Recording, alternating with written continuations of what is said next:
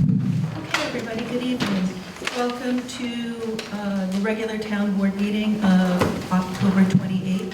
Would everybody please stand for the pledge? I pledge allegiance to the flag of the United States of America and to the republic for which it stands, one nation, under God, indivisible, with liberty and justice for all.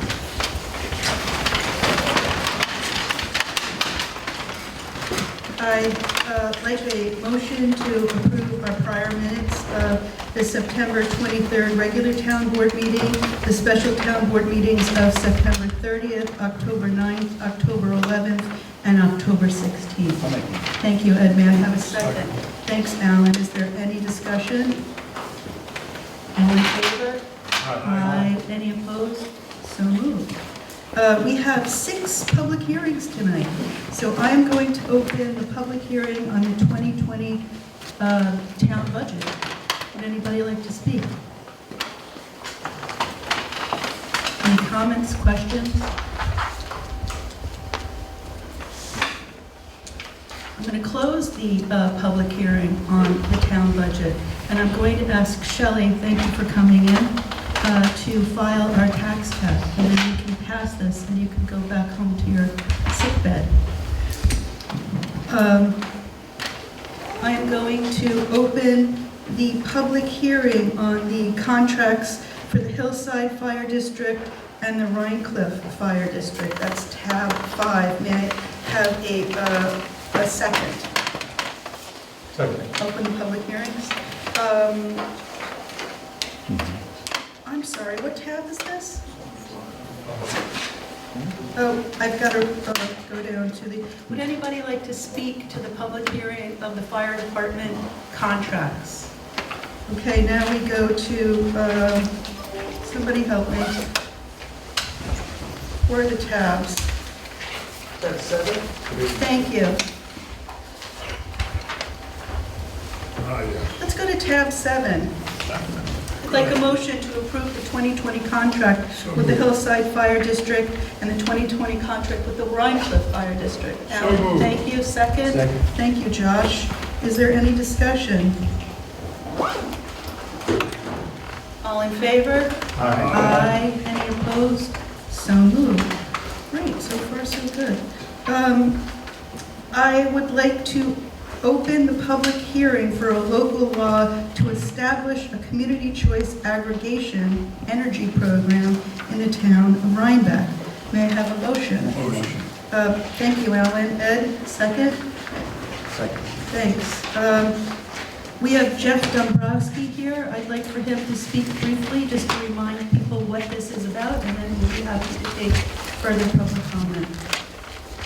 Thank you very much for having me here. Yes, I'm Jeff Dombrowski. I'm the executive director of a not-for-profit that is providing municipal support for a program that's called Community Choice Aggregation.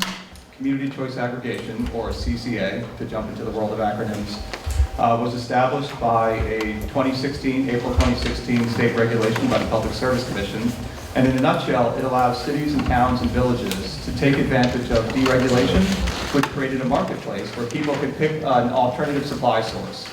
The default setting in the state right now is if you do not take advantage of deregulation and enter a contract for an alternative supply source through your utility bill with Central Hudson. All of this is done through your Central Hudson utility bill. If you do not take advantage of that choice, pick one of the dozens and dozens of companies that are out there, then the utility company makes your decision for you on a month-to-month basis for your energy supply source, for your electricity supply source in this case. We're only focused on electricity in this program. This program, enabled by state regulation, allows cities and towns and villages to add a choice, to make a decision for its citizens, residents and small businesses, of a package that's developed after approval of a local law, and then selection of an administrator to the program. And I'm in partnership with an organization called Jewel Assets, that's the administrator, one of the approved administrators in New York State. And then together with the cities and towns and villages, working with the administrator, an RFP, or a request for proposals, is issued to get a fixed price for a supply source that, in our case, very much focused on a 100% renewable source from New York State. to be provided at a price that's less than the previous 12-month average that the utility has provided. So the previous 12-month average of utility price is a benchmark that the RFP proposers must beat, so that the program is structured to be a win-win-win, where there are access to 100% renewable power that is, contrary to the typical situation, cheaper than what the utility is charging for its non-renewable power, and it's structured in a way where nobody's in a contract except for the municipal leaders, the cities and towns and villages, with the administrator and the supplier they select. So again, in essence, it's a buying club that's enabled by state regulation that cities and towns and villages do on behalf of their citizens to get them that win-win-win scenario. Again, it's non-binding. You can jump in or you can jump out at any time. Exactly. It's like a public benefit, like a swimming pool or a tennis court. Thanks, Jeff. Would anybody like to speak Wait, to before you leave the microphone, there's one provision in the proposed local law that concerns me a little bit. Sure. And I don't think it's really a problem, but the question is whether we need to deal with it. There's a provision in section 3, establishment of a community choice aggregation energy program. Paragraph D is to the effect that, or well, I'll actually read it. The town's participation in a CCA program constitutes neither the purchase of a public utility service system nor the furnishing of utility service. The town shall not take over any part of the electric or gas transmission or distribution system and will not furnish any type of utility service. We are, I hope before I'm even grayer, going to be converting our street lights to LED lighting, and we will be presumably purchasing Central Hudson's equipment for the purpose of doing that. Now, I understand that's different from this program, but the language is broad enough to concern me a little bit. Any problem if we modify that, or what is your view of it? Or? No, I don't believe there's a problem. I understand what you're saying too, that in case that this is just focused on electricity supply, but you are talking about, the model they're really speaking against is this idea of municipalization, where a municipality, a city or town actually purchases the wires, the distribution, and that's not what's going on in this case. But in your case, you're talking about the acquisition of LED streetlights for the purpose of doing LEDs, and Yeah. that could be clarified absolutely. Okay. Should we, do you think we I'm should? okay with it. Okay. Do we need to modify it? No, I don't think so. I think that's okay. Okay. Thank you. Thank you. Would anybody else like to speak to this public hearing? Please come up. I just have a question. How will the residents know whether it's cheaper to stay in or go out? Will there be periodic notices as to what Central Hudson is charging and what you're charging, so people will know periodically whether to opt out or not? Yes, that's a very good question. The question was, how will a citizen know how the program is doing compared to Central Hudson's prices? Our program is a partnership program, and there's a website that we have established already for the active program that's live right now with 6 communities and soon to be 10 communities. The website is called HudsonValleyCommunityPower.com. And on that site, there is a rates, for the CCA, there's a rates and a rates comparison tab, where we'll be posting basically our fixed price versus the monthly price for Central Hudson, so people can take a look and see how we're doing. Thank you. Anybody else have any comments or questions? Hearing none, I'd like to move to close the public hearing. May I have a second? All in favor? Aye. Tab, I think, 17. I'd like a motion for Resolution 2019-245 to pass a local law to be numbered of 2019 entitled "A Local Law to Establish a Community Choice Aggregation Energy Program in the Town of Rhinebeck." So moved. Who was that? Chauncey? Thanks, Chauncey. May I have a second? Thanks, Alan. Is there any further discussion or questions? All in favor? Aye. Any opposed? So moved. Thank you. Thank you very much for coming, Jeff, and we look forward to this. We're very proud of this. So thank you. Moving right along here. Item 3, I'm opening a public hearing for a local law amending Chapter 125 of the Town of Rhinebeck Code to create a new historic and archaeological site preservation law in our Section 125-62 of our town code. May I have a second? Thanks. Would anybody like to speak to this? David?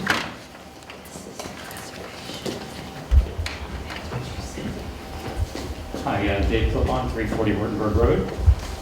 Statement, my wife John and I are owners of the Pulse Farmhouse on Wurtemberg Road in the Wurtemberg hamlet of Rhinebeck. Our home dates back to 1745, and my wife operates it as the Old Rhinebeck Inn Bed and Breakfast.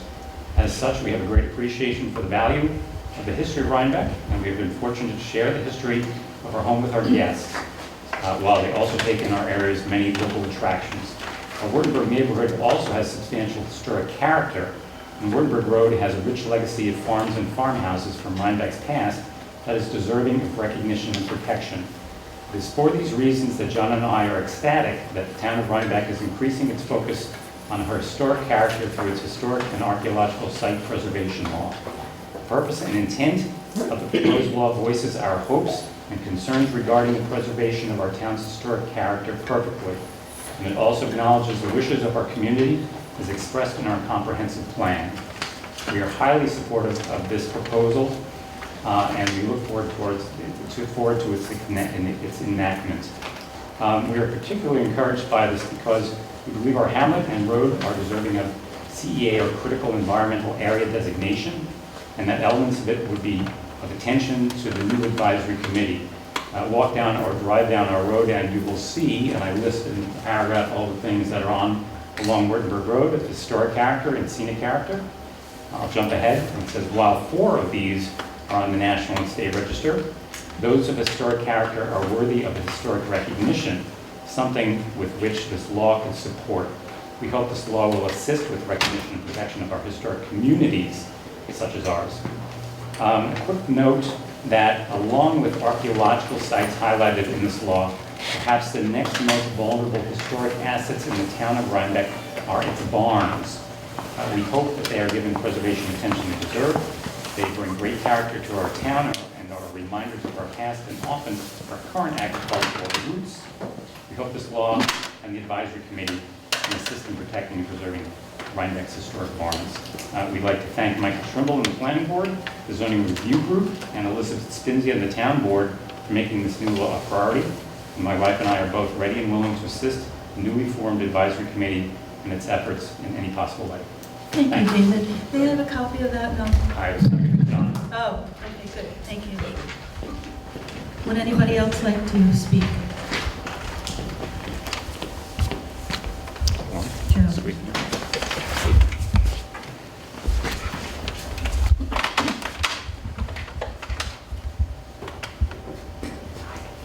I'm Joe Gell.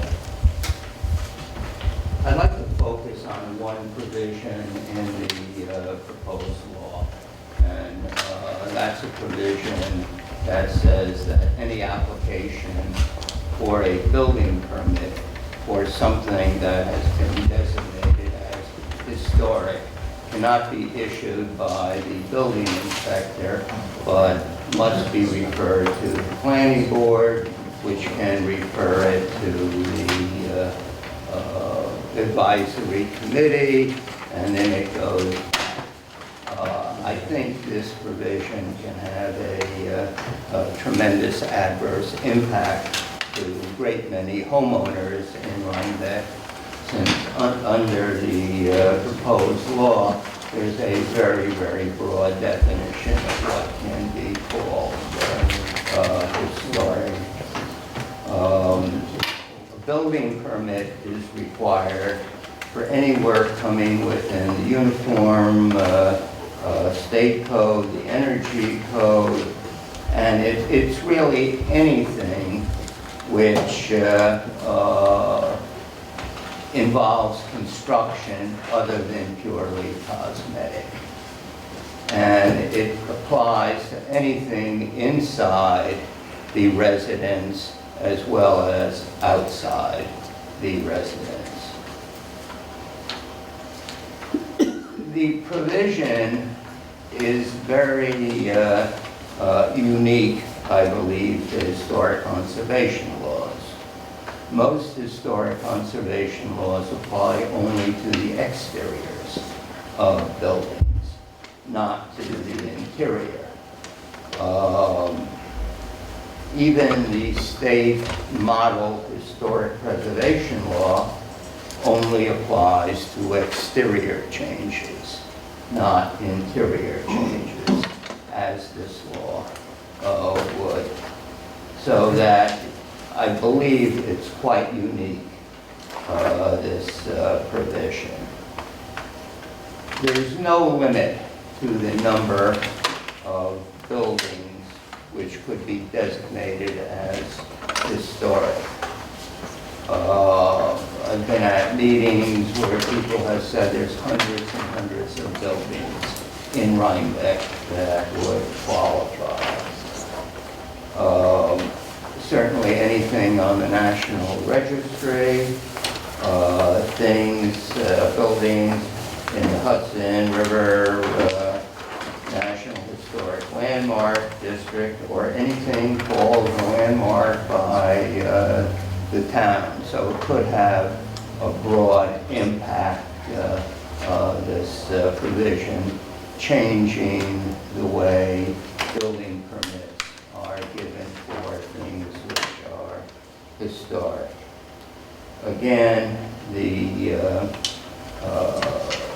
proposed law, as I said, could apply to hundreds of buildings. If you are in one of these buildings, the owner of it, if you want a building permit for something, you're going to face a delay and an extra expense. Planning board meets monthly, some months, every 2 months, and getting it through the planning board, I've been told, can take months, maybe 3 months. In addition, the planning board may refer the matter to this historic committee, which can take another month. I think that applying this law to interiors can really result in a number of situations which are problems. Emergency situations. The building inspector can act expeditiously in emergencies. The proposed law does not accommodate emergency situations. Older owners or residents of buildings that have been designated often need to modify interiors of their homes to accommodate resizing rooms or adding a room to allow sleeping on the ground floor. If it's a multi-story home, or to add another room on the interior to accommodate a senior relative. Seniors will encounter delays and additional expense even if there's no change in the public's ability to view the exterior of the designated historic building. Building permit applications may clog up the planning board's agenda, resulting in delays in consideration of applications that otherwise require planning board approval. In addition, the proposed law may cause residents not to seek building permits to avoid delay and expense. And this is not something that we would want to see people evading obtaining building permits. The additional expense will result from the need to retain experts who are familiar with the planning board procedure and for historic preservation, even though the matter may be simple enough to move a load-bearing wall inside the house, or adding a new electrical panel, or remodeling the kitchen in a house, things that should not concern the public. Therefore, I urge town board to go slow. I think there is a need for a number of public hearings so that word gets around. The town should consider sending some kind of summary of the proposed law, because I don't know if it's widely known what this law would do, and this provision on building inspector in it. Notice should go to people whose homes are on the National Historic Registry, so they at least have an opportunity to comment.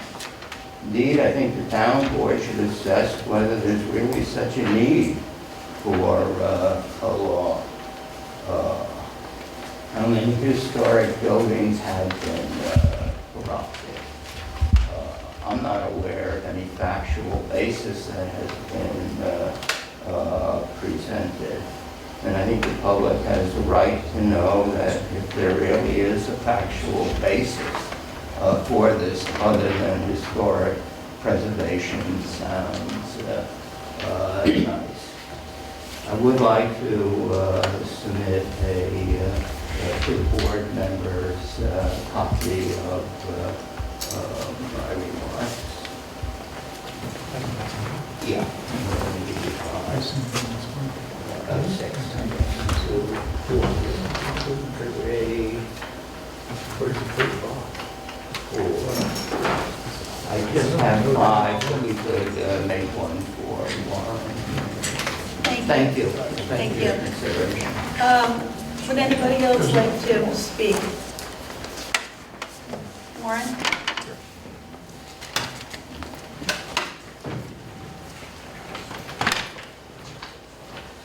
Thank you. There are a lot of misconceptions about historic preservation laws and National Register, State Register of Historic Places. The first thing that many people are unaware of is that the building is listed on the state or national register. That in and of itself gives the building no protection from anything an owner might do to it. Unless there's a local law in place, someone could tear the building down or alter it in any way. So it's a nice honorary designation, but it provides no protection. Indeed, in New York State, the only protection that is given to an historic structure comes from local laws, such as the one that's being discussed here in Rhinebeck this evening. And the level of that protection is specific to the laws. There is a model state law that Joe Gelb referenced. In fact, the law being considered in Rhinebeck is a much weaker law, really, than the model state law. But it's been negotiated, looked at by various committees and people over the past, I don't know, 8 years, maybe longer. Here?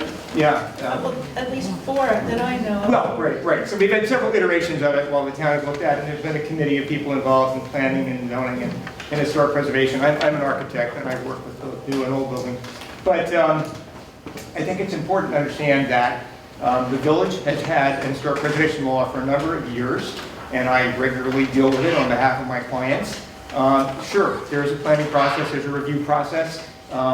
It's hard to get permission to tear down an historic building unless it's really has no documented viability or outstanding characteristics. But the whole point is most of us that appreciate Rhinebeck appreciate the historic character of the structures here. The village has a concentration of those structures. The town is much more diffuse. The village was listed as an historic district through the work of Marilyn Hatch and others, I don't know, 30 years ago, and the planning board considers anything proposed to historic structures within the historic district. They are all listed on the National Register, not as individual houses, but as contributing elements of the district. We don't have anything quite like that in the town. What we have in the town, and again, Joe Gelb alluded to it, along the river, we have the Hudson River National Historic Landmark District. There are numerous structures within that district. Some of them are individually listed structures, and some are just, again, contributing that as a whole crowd. They create a character that we appreciate and value.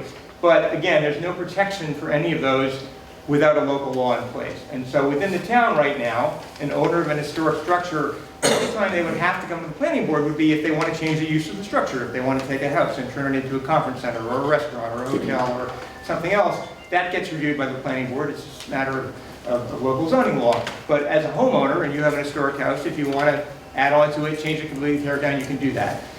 There are those who think that's fine. Anyone that owns a house can do whatever they want with it. But for those of us that appreciate the characteristics of history that make Rhinebeck what it is and what draws many of us here and brings other people here to see it, it's not quite that simple. We have a shared history, a shared heritage of these structures, just as we do the river, the mountains. I mean, this is all part of what makes this probably one of the most beautiful places in the world, and certainly in the U.S. to live. And it's not by accident, it's because people care about it.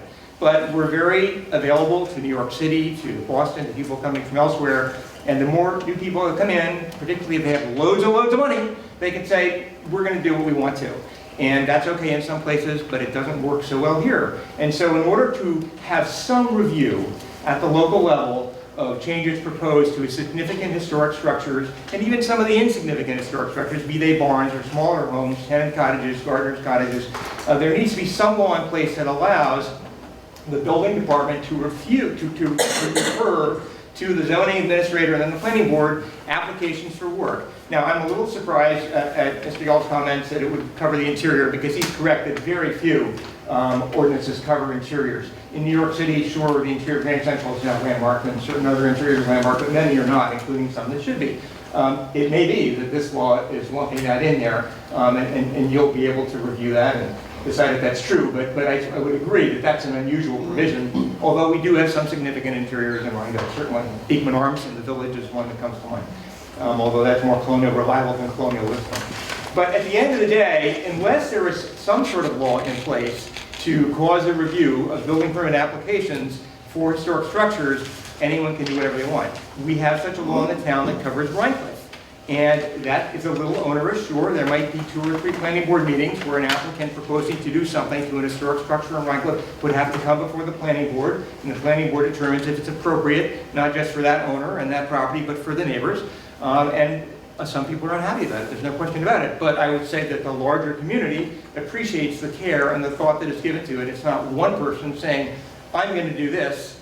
It's saying, well, yes, but we want you to be respectful of your neighbors. And that is really what a community is all about. It's being respectful of your neighbors. If you want to live off by yourself in the woods and no one's ever going to see your house, probably it's not going to ever make it to the National Register. It's not going to be designated, and it's not going to be recognized in the local law as important to the community. But if you have a house that's pretty visible, and it's been around a long time and has a lot of cultural history and social history in addition to maybe architectural character, I think it's worthy of review.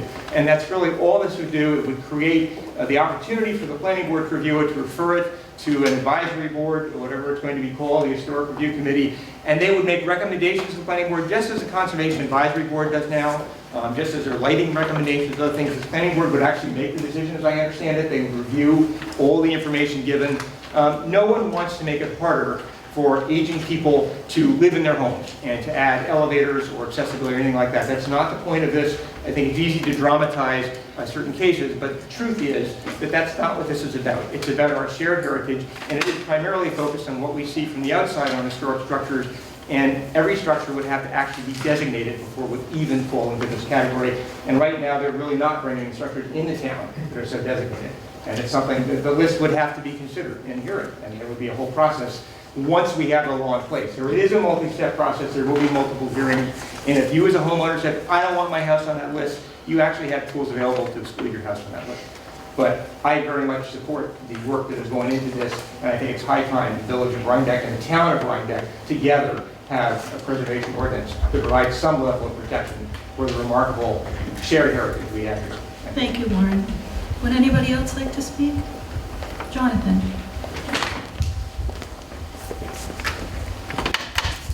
Jonathan Bench. I was actually on the committee with Warren and Kathy when we were drafting this law. And I mean, I just want to say, like, in a big picture sense, our goal is really to try to create a sort of preservation structure, right? So that bad things couldn't happen in historic property in town. We weren't trying to create a situation where every single minutia would get stuck in front of the planning board and there's a log jam and all that kind of stuff. If that's a concern and that's something that could happen, then I would say that we should take a look at it, but not let it detract from the bigger picture. Thank you. Would anybody else like to speak?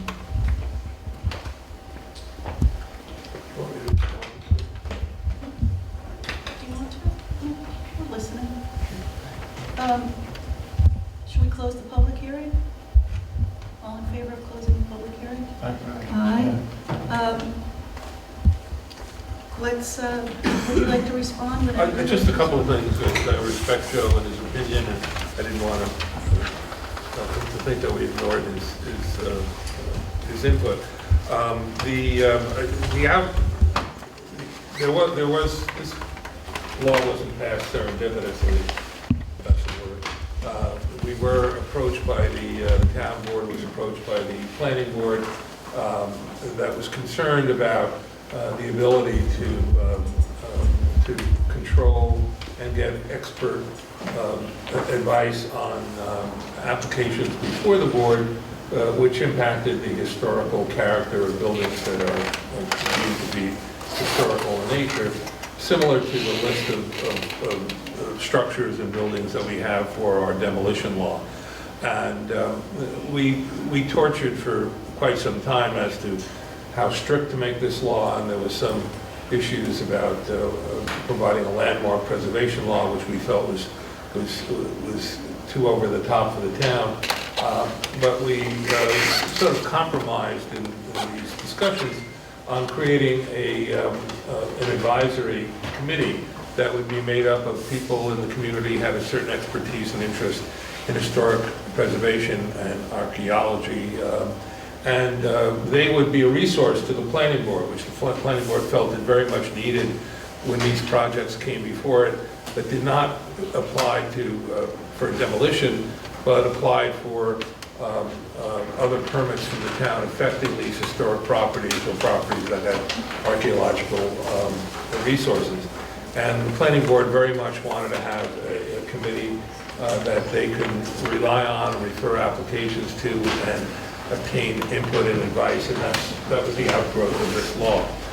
The provision for building permits does not, in fact, refer to interior improvements, although I would imagine there might be a case where it could trigger some sort of action when the interior improvements are proposed for a property that has significant historic resources inside. The planning board very much wanted this provision to be put in the law so that they could capture work that's being done on properties which doesn't come before them for special permit or site plan approval. So we created this provision. It is a little bit unusual, whereby the zoning enforcement officer, the building inspector, would, in those cases for a property that's on the list and has been identified as being significant historically or archaeologically, would then refer the matter to the committee, and the committee then would then take action to see if further review of the building permit was required. We're anticipating this would not happen in a large majority of the cases. There would only be a few of these issues that would come up. But this is a very significant portion of the law that was very much lobbied for by the planning board, and we worked it and created, and I think it'll work. If this turns out to be a problem, and I don't think it will be, and we find that it's holding up the building permit process or otherwise interfering with the property owner's rights to move expeditiously with projects that they have, the law can always be amended or tweaked. That often happens. But we would rather not do that without having some ability to experience this law and see how it is utilized and comes into effect, and hopefully protects the historical integrity of the town. So, Thank you, Ronald. thanks for everybody's comments on it. May I respond? I think we closed the public hearing. The public hearing is closed. So we have tab 18, resolution 2019-246. May I have a motion for local law to be numbered of 2019 entitled a local law amending chapter 125 of the town of Rhinebeck code to create a new historic and archaeological site preservation under section 125-62(1). So moved. Thank you, Johnson. May I have a second? Thank you, Alan. By roll call, Culver. Yay. Cher. Yeah. Ed. Yeah. Johnson. Aye. And I vote yes as well.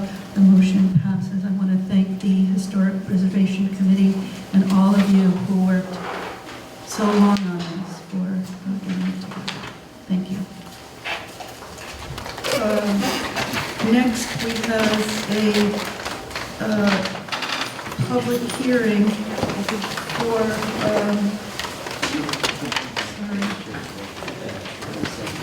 local law amending the town code chapter 125 zoning in the matter of clarifying commercial solar installation screening requirements and rooftop applications, providing guidance on when screening is required and setting forth regulations for guiding screening requirements. Public hearing is open. Would anybody like to speak to? Oh, I'm sorry. I want to table this and come back to the budget. Tab 8, everybody.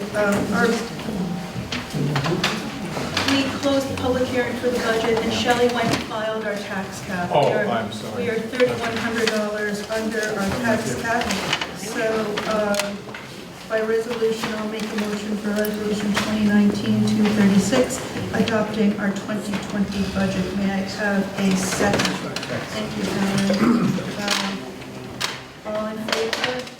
Aye. Any opposed? So moved. Thank you. Yay. What? Yeah. I said yay, not a. Yay or yes. Okay, I'm going to go back to opening up the public hearing for a local law amending the town code to obscuring and screening requirements for rooftop solar.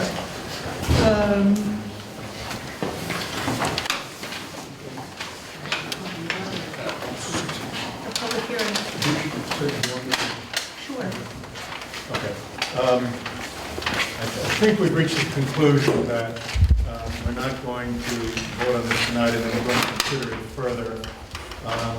For those of you who haven't been following it closely, as I see it, and perhaps others as well, what we're primarily dealing with that is problematic or difficult for us is a proposed requirement for solar panels on angled roofs on properties that are commercial in nature, community use, as it's sometimes referred to, so that solar panels on those angled roofs would be obscured in such a way, what would be treated in such property would be treated in such a way as to obscure from view of those solar panels adjacent properties and roadways. And then there are some examples given of how that might be done. For example, natural terrain and topography can serve to obscure wherever feasible, and so forth. I, for one, have come to feel strongly that this may not be wise. We have received a series of letters from Scenic Hudson. We most recently received one dated October 25th this year. It's pretty clear that Scenic Hudson has serious doubts about the wisdom of this provision. And therefore, I at least favor our not voting on it tonight and our considering this proposal. Hold the board on that. How does everybody feel about continuing to work on this? And I think what we would do is change the shall to may and give the planning board discretionary power to require obscuring. Or not. That's Or certainly not. one of the possibilities, yes, and probably the. How does the rest of the board feel about going back to the drawing board on this? I don't, hold on. Yeah, I think the commercial versus domestic for me is not, is a difference without a difference. And the fact is that technology is going to allow roof panels to be solar, and you won't be able to see the difference between them and regular shingles. So I think where the technology is heading is going to make this a non-problem. And it's already a non-problem if it's on the roof. Josh? I mean, I think we want to empower the planning board to give them tools, and this is restrictive, so, I think we want power, we want solar power, we want to empower people to do these things, but it just seems like it's not exactly right. We're going to hold open the public meeting until our next town board meeting on November 25th. Right.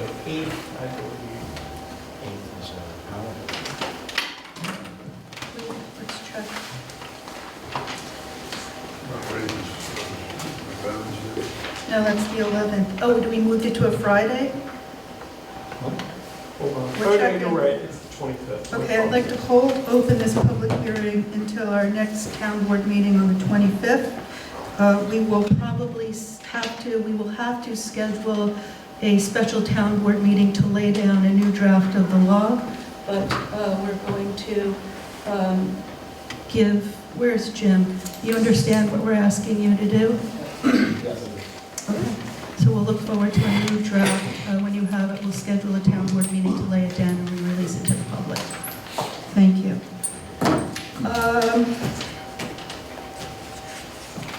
Let's go back to our regular, where are we? Okay, okay. Back to the beginning. I will, yeah, I'm sorry, what? All the public hearings are closed. We did the fire contract. We tabled the obscuring, we held it open. We've passed our historic and archaeological sites preservation law. We have passed our community choice aggregation energy program in the town of Rhinebeck. We have passed our 2020 budget, and now we're moving on to our regular business. I will make a motion for, is there anything else that we need Jim Levy for, or Warren? Warren, do you want to stay? Not particularly. There are a couple of things I Do you want. think is there anything else on the agenda that you need? Changing Tater Hill Road to one-way, is that something you need to weigh in on? Tell me that. What? Tater Hill connects Old Post Road with Mount Ruxton. It's a very tight, narrow road. The highway superintendent has asked that we change it one direction only, going from Mount Ruxton to Old Post. Going from Old Post. To Mount Ruxton. So do we have, yeah, would you, yeah. Well, so- wait, I don't want to put it on the agenda yet. I just want to know if Warren needs. Yeah, let me stay for that. Okay. We can put that. Let's get the resolution 2019-229 for our budget transfers and amendments. I'll make a motion. May I have a second? Second. Thanks, Ed. Is there any discussion? All in favor? Aye. Any opposed? So moved.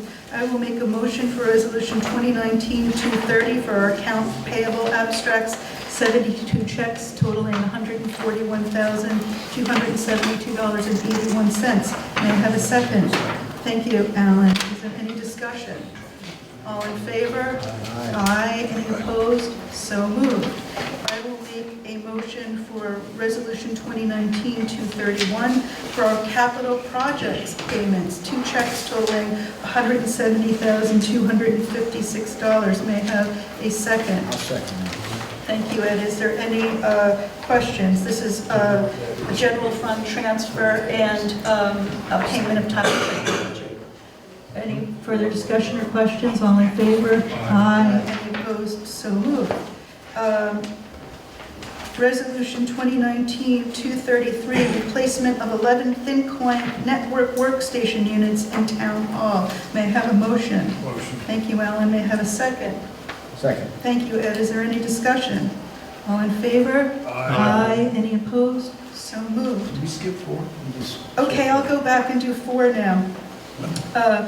Resolution 2019-232, acceptance of the 2020 highway materials bid. May I have a motion? Make a motion. Thanks, Ed. May I have a second? Second. Thanks, Josh. Any further discussion or questions? All in favor?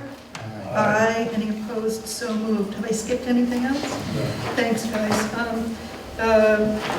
Resolution 2019-234, contract for professional consulting services with the Cultural Landscape Foundation in connection with planning board matters. I will make a motion. May I have a second? Second. Who is that? Me. Ed. This is to hire Charles Birnbaum of the Cultural Landscape Foundation to consult with us on any matters before the planning board on large historic properties. We had him up 2 weeks ago. It was amazingly enlightening and exciting. So, any further discussion? All in favor? Wait, I'm sorry, I had a question. Oh, In the first resolution, at the end of it, on the fees,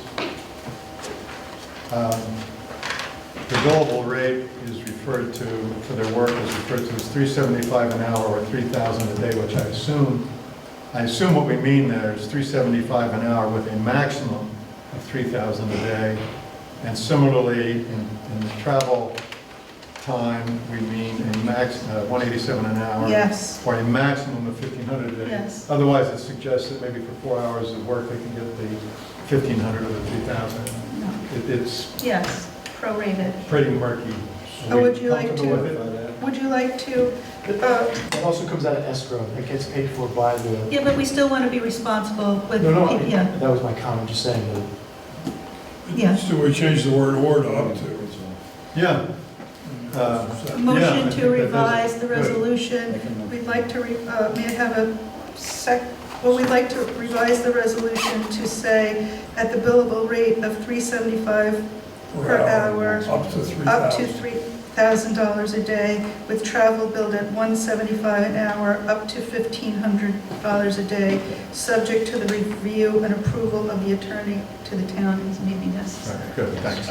Thank you. The second, the revision, all in favor of the revision? Aye. Aye. We have an open Josh? Aye. Okay, thanks, sorry. Any opposed? We have an open motion on the floor to accept the, I lost myself again, 6, Resolution 2019-234, Contract for Professional Consulting Services. All in favor? Aye. Aye. Any opposed? So moved. We've done 7, we've done 8. Resolution 2019-237. May I have a motion to enter into a contract with the Chazen Companies for the landfill reporting and sampling? Thanks, Ed. May I have a second? Second. Thanks, Alan. Just for the public, we have a capped landfill dump, and we contract with the Chazen Company every year to do testing of the water to make sure that the membrane is untapped and our water is not compromised. So we're pretty vigilant about this. Any further discussion? All in favor? Aye. Any opposed? So moved. Resolution 2019-238, I'd like a motion for a partial refund of a building department tent permit fee. So moved. Thank you, Chauncey. May I have a second? I'll second. Thank you, Josh. Does anybody know, I don't know what this is about. Who put this on? They're closer to Katie? That nice one? No, it's a partial refund of a building permit tent fee. Oh. You just have to test. I don't know who put this on and who wrote this or who's, I didn't do it. John? let's table it, get some more information. 10 we're tabling. The resolution indicates that more tents were paid for than we're using. We would be funding the money for the unused tents. Came from the deep state. I'd like to know what, I didn't put it on, nobody here seemed to put it on, I'd just like a little bit more information. Doesn't give you nothing that no one's saying. Right. Okay, tab 11. Closed circuit television system for exterior surveillance at the Highway Department garage area, Resolution 2019-238. May I have a motion? No, that was the tent fee. You went to the next one, I think. Oh, 11. I just said it, Resolution 2019-239, closed circuit television system for exterior surveillance of the Highway Department garage area. I think I'm good on this one. Yeah. Once, So moved. but thanks, yeah. Thanks, Chauncey. May I have a second? Second. Thanks, Alan. Any discussion? All in favor? Aye. Aye. Any opposed? So moved. We're going to probably do the same thing for the park. Yeah, I was just saying, we need to look at that for the pavilion and pool area. I need a motion for Resolution 2019-240 for the adjustment of mileage with New York State Department of Transportation. May I have a motion for Resolution 2019-240? Motion. Thank you, Alan. May I have a second? Second. Thanks, Chauncey. Adjustment of mileage per the New York State Department of Transportation. They've given us new mileage, Barry, for these roads. We have to update this annually, and we have to make a few changes to the listed mileage. And this is per the New York State Department of Transportation. It's an annual update. Thank you. Any further discussion? All in favor? Aye. Aye. Any opposed? So moved. Item 13, Resolution 2019-241, changing Tater Hill Road to one-way. May I have a motion? Motion. Thank you, Alan. May I have a second? Second. Thank you, Ed.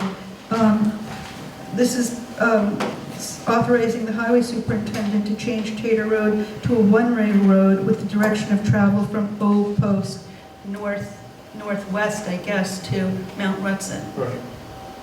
So not being able to cross traffic coming towards the village on Mount Hudson. So here's the primary concern.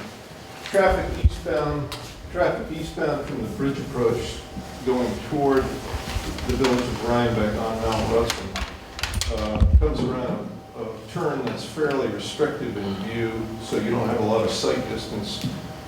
If there's a left turn, car traffic turning onto Tater Hill Road from Mount Rutson presents a safety hazard and a possible rear-end collision hazard. There's only 2 driveways on Tater Hill Road, so we don't see a very large impact to the traveling public other than the 2 residents, but we think it'll improve safety, so that's the thought process. Great. Yeah, it's a hairpin Yeah. on a steep hill. It's a bad spot. It's a bad spot. Any further discussion? Are you good with that? So, I'm not sure, have you checked into the procedure for doing, we don't need DOT approval for this? Or? No, not as far as I can tell. We don't need any DOT approval. The authority rests with us. And we do that by, don't we have to pass a local law, or do we just do it by resolution? I think we do it by resolution, is my understanding. If you want to review it. Yeah, would you do me a favor? I just want to make sure, just send me Okay. a description of the road, a map, what you want to do, and let me just check the law on that, because it sometimes gets complicated. Sometimes you have to do it by, to make it enforceable. So if somebody violates it, if we don't do it the correct way, we can't ticket them. But we still have to codify it. We still have to codify it, right? We probably, don't we have? We need to recodify our, and that's something, I don't know if you want to start now or wait until next year. We need a total codification of it. Yeah, I'll have to take a look at what we have already in our laws, but just send it to me and then I can tell you. So should we make Probably this, follow the correct procedure. are you guys comfortable with passing this, subject to Warren's approval? Sure. You want to make a motion to, what's the word? Change the resolution to make it subject to Warren's approval. All in favor of the modification? Aye. Okay, then we have the open resolution on there to change Tater Hill, subject to Warren's. All in favor? Aye. Any opposed? Elizabeth, I'm sorry. Finish. I'm sorry. Is anybody opposed? No, I don't think so. Before he goes, do you want to do the LaBarge resolution? Yeah.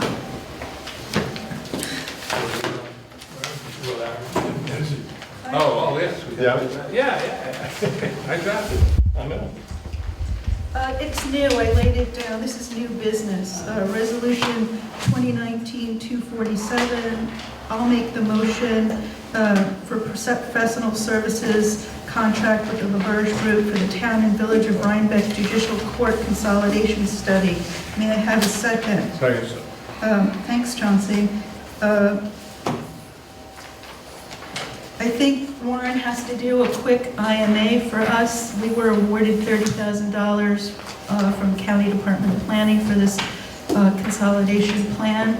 The grant, I think, is going to cost us $36,000. The village and we, or the mayor and I, have agreed we'd split it, whatever it is, equally. So if you just can draw up an IMA, and if everyone's willing to approve this, subject on Warren's IMA and approval of it. Yeah, we need an IMA just to make sure we're on the same page on splitting those costs. Yep. And we also need a better contract than LaBerge has sent us, so I'm going to redo.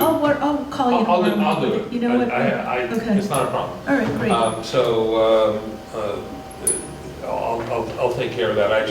The resolution basically allows, the IMA we're going to have to, we'll have to vote on, but I just want to make sure the town and the village are on the same page. And I'll send it out to the village. But what I'd like to be able to do is, once we get the contract in final form, just allow Elizabeth to sign it as long as I approve it, so we don't have to come back. Thank you. Everybody okay with that? Because we have a time period that we... Yeah, we want to get going. All in favor? Aye. Any opposed? So moved. Where was the, oh, that was new business. Okay, no, it was 19. Yeah, all right, I think we're good. I think we're good with you, Warren. You can leave if you want to. Why wouldn't you want to? Jim, you can go too. I mean, something like flies here, thank you. Because I have this. Give me a second here. Tab 14, I'll make a motion for Resolution 219-242, software for tracking work and assets of the Highway Department. Can I have a second? Alan, thank you. Alan, you worked with the Highway Department on this, and we found something that's cloud-based, and we can subscribe to it rather than purchasing it, and everybody's comfortable Right, with you that. don't have to have support locally. So Great. it saves money. Bing. All in favor? Aye. Aye. Any opposed? So moved. Do you have anything else for us, Barry? No, I don't think. Thanks for coming. Thank you. Resolution number 15, Resolution 2019-243, intermunicipal agreement between the Town of Rhinebeck Justice Court and Ulster BOCES for technical computer support. May I have a motion? Motion. Thank you, Alan. May I have a second? Second. Thank you, Chauncey. This is the same person who's been doing the computers, who's Right. just moved under the umbrella of BOCES. That's correct. And And okay. the rates are the same, and it's the same guy, nothing will change. Great, nothing will change. All in favor? Aye. Aye. Any opposed?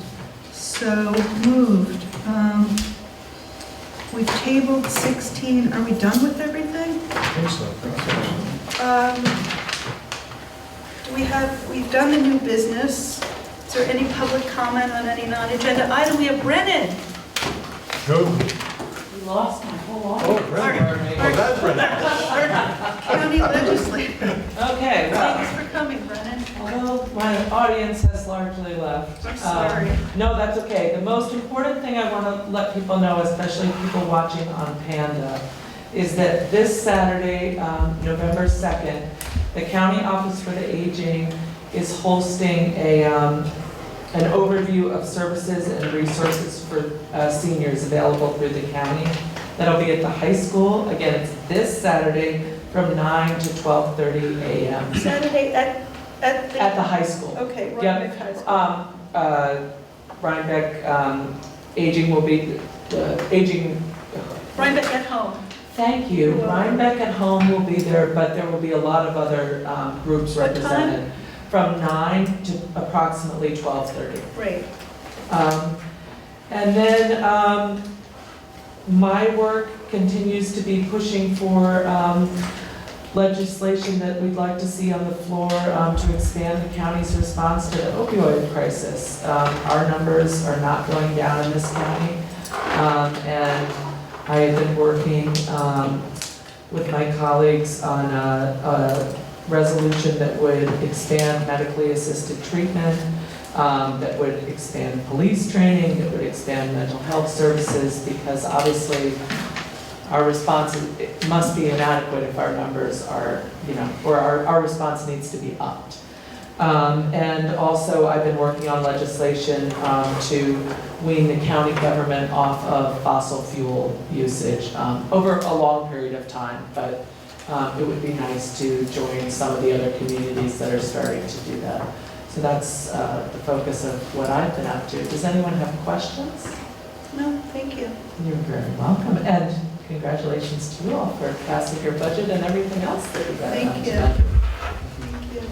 Thank you. We have to come back with the obscuring law.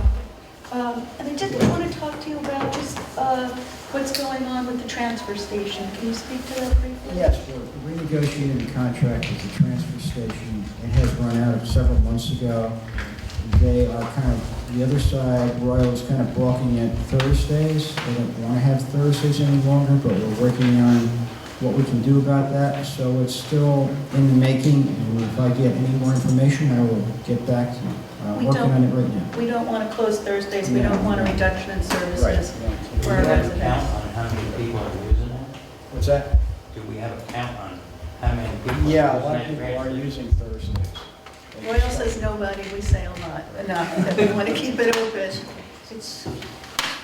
Anybody else have any questions or comments? Hearing none, I'd like to make a motion to adjourn. Second. Good night, everybody, thank you.